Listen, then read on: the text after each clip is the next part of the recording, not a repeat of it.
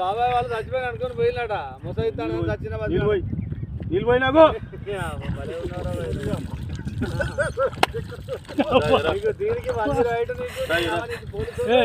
ఎందుకు పన్న వాళ్ళ కాయ పండుకున్నా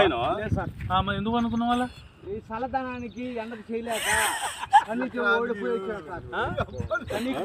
ఓడిపోయి వచ్చిన గెవలేక ఏం చేసావు 10 రోజుల నుంచి గణేట్ చేత నాతో గట్టించి నా కష్టం దోచుకొని గణేట్ రాయి నాకు అంటే డబ్బులు ఇచ్చారు కానీ శ్రమ